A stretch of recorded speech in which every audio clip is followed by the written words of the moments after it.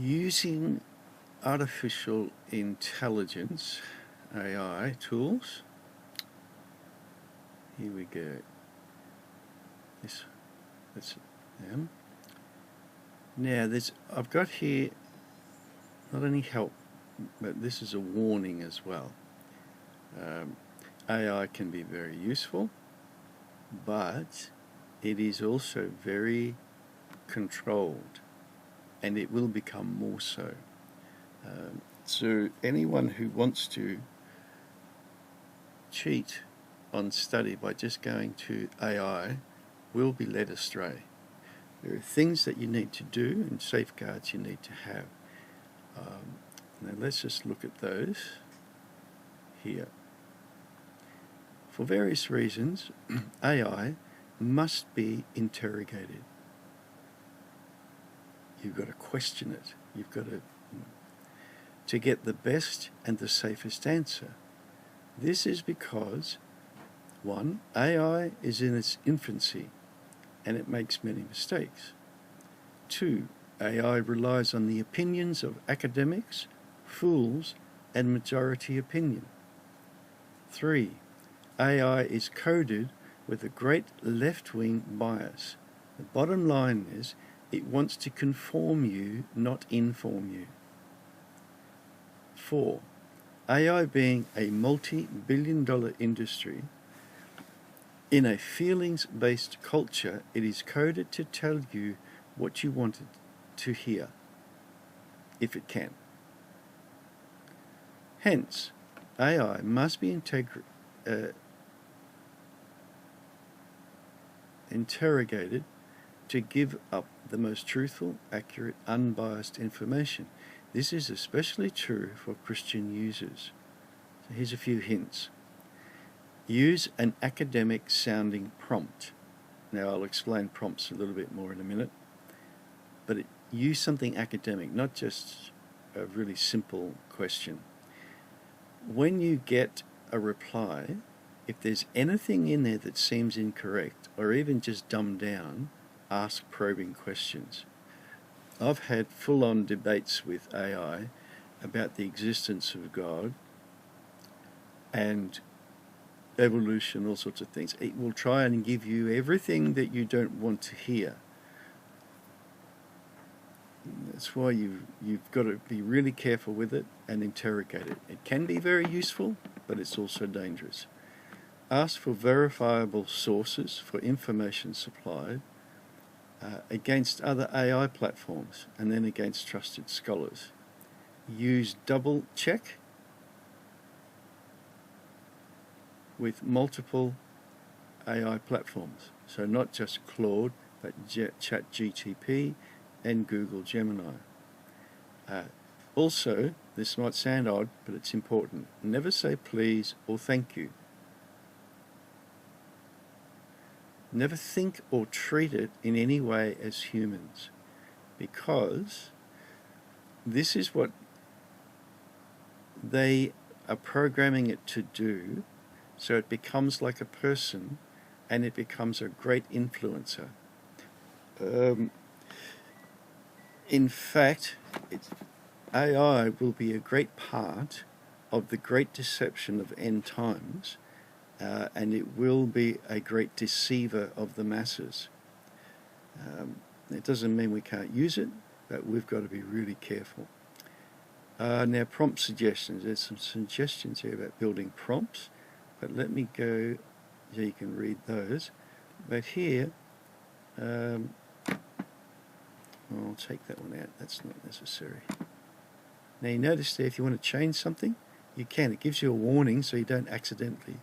I'll take that one out because that's unnecessary.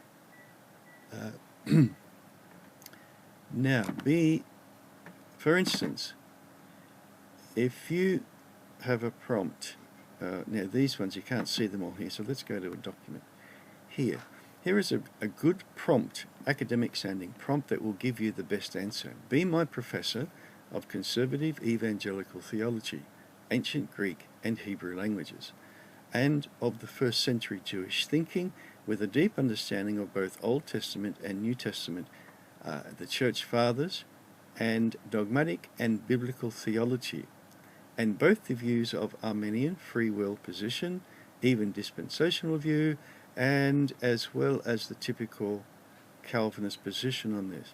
Also give me the fundamental view as well as a Pentecostal view. Do not give me the typical liberal or progressive views. I do not want a balanced view that incorporates liberal and conservative views. I only want conservative views. Now here's my question, and then you write your question. Another one might be, I need a profound analogy and a parable from something in life that people can relate to. Now it might be in order to expose how much we change our fundamental views over time without realizing it on the subject of, or whatever. But you can have it come up with some really good things. And then another good one is, in your studies you'll come across words that you really can't understand, or concepts. They might be like a philosophical concept or a theology. So you can say, please explain this in words that a 15-year-old would understand, or even a 10-year-old. And you get good. Now let me show you, for instance, this is ChatGTP.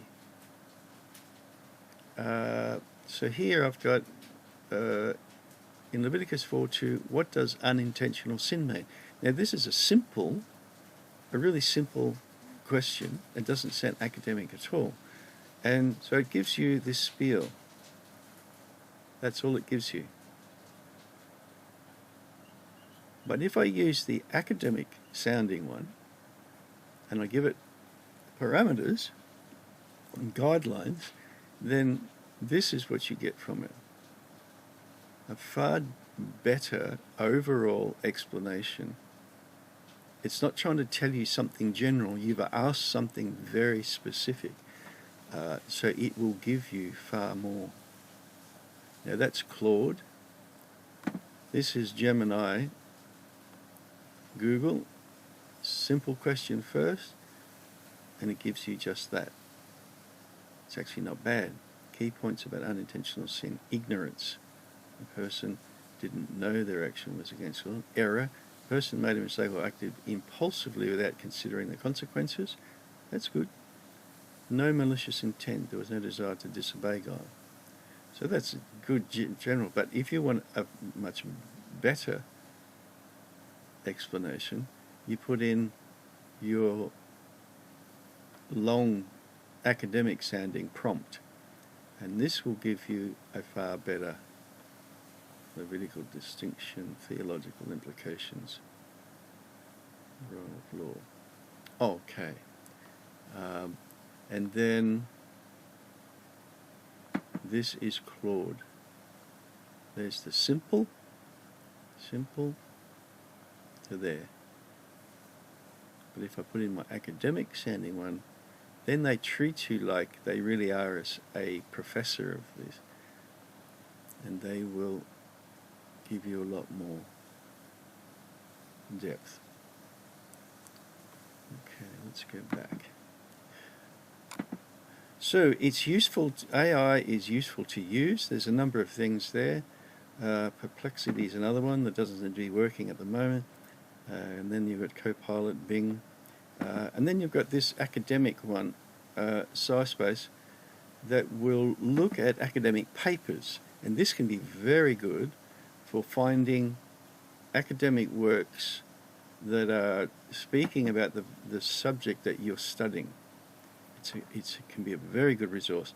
And this one, Chat PDF, you can put in a whole PDF, upload it, and then ask all sorts of questions about it. But that is the AI tools. And again, I warn you, be very careful. There are some pastors these days that prepare everything through their AI, and they're not doing the study themselves. So it's a problem. There was even a lawyer who was found out in a case using AI for information, and it was found to be incorrect. Extremely humiliating and most unprofessional. Anyway, there it is. Use it, but you always use it after everything else. If you're looking up your words or particular theological points, that's not the go-to. That is a backup for you. So you use everything else first, and then you go to AI. And it can prompt you with where else to look, things you hadn't thought of. So it's very useful in that way. Okay.